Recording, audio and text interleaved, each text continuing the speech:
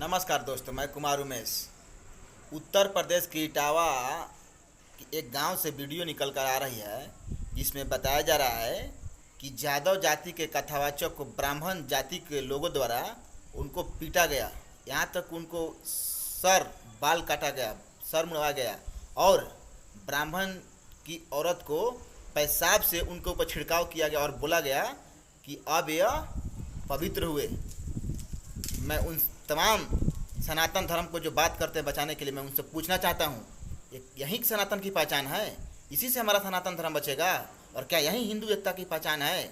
मैं तमाम उन लोगों से पूछना चाहता हूँ जो दिन रात बोलते हैं कि हिंदू एकता की बात करो, हिंदू की बात करो, ये क्या यही हिंदू एकता की पहचान है? मैं उस उत्तर प्रदेश के मुख्यमंत्री माननीय योगी आदित्यनाथ जी से बोलना चाहता हूँ कि उस शख्स को जल्द से जल्द पकड़ कर उनके ऊपर कार्रवाई की जाए और ऐसी कठोर से कठोर सजा दी जाए कि ताकि आने वाले समय में इस तरह के कोई अपराध करने के लिए सोच नहीं पाए। नहीं तो अभी यादव जाति को आप लोग को मालूम नहीं होगा। याद किया जाए महाभारत को, उसमें यादव जाति की क्या भूमिका थी। अगर यादव जाति अपने आप पर आ गए तो पूरे भारत में एक महान आंदोलन होगा और इस बात को पूरा यादव जातियों को समझना होगा और ऐलान करना होगा कि पूरे भारत में अगर इस पर कठोर से कठोर कार्रवाई नहीं की गई तो पूरे भारत में एक आंदोलन होगा और ऐसी आंदोलन होगा कि पूरा देश देखेगा। यादव का अपमान ये यादव नहीं सहेगा।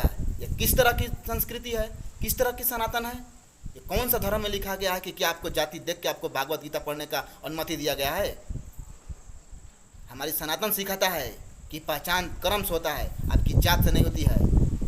बाबा भीमराव अम्बेडकर एक दलित जाति से आते थे, लेकिन आज उनको पूरे भारत में पूजा जाता है। क्यों पूजा जाता है? क्योंकि उनका कर्म सही था, इसलिए उनको पूजा जाता था।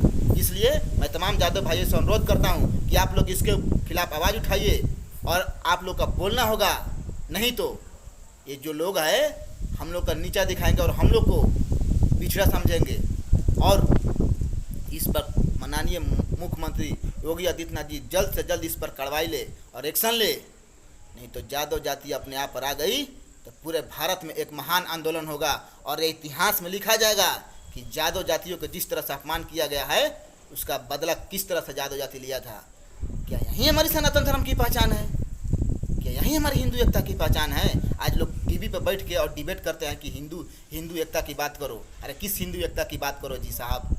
जहाँ दलितों की स्तन ढकने की हक नहीं थी, जहाँ दलितों के पिछड़ों की उस घड़ा से पानी पीने का अधिकार नहीं था, जहाँ चप्पल पहन के आपके मकान की तरफ से गुजरने का भी अधिकार नहीं था। किस हिंदू की बात करते हैं आप? किस सनातन की बात करते हैं?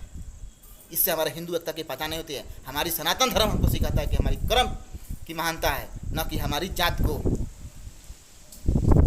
जाति से बड़ा नहीं होता है, अपने आप को कर्म से बड़ा होता है। इसलिए यादव भाइयों से अनुरोध है कि आप लोग इसके खिलाफ आवाज़ उठाइए और पूरे भारत से आवाज़ उठनी चाहिए और भारत में महान आंदोलन होना चाहिए ताकि आने वाले समय में इस तरह की कोई के करने के लिए 5 बार सोचना पड़ेगा और 500 बार सोचना पड़ेगा कि यादव जाति क्या होती है। इसकी आप ताकत दिखाना होगा।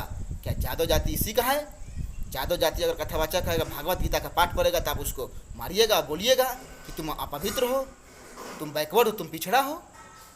ये सनातन धर्म नहीं सिखाता है। इसलिए साथियों आप लोग इसके खिलाफ आवाज़ उठाइए और जम के विरोध कीजिए। बाकी आप लोग कमेंट में बताइए कि आपके बात इस पर क्या कह रहे हैं।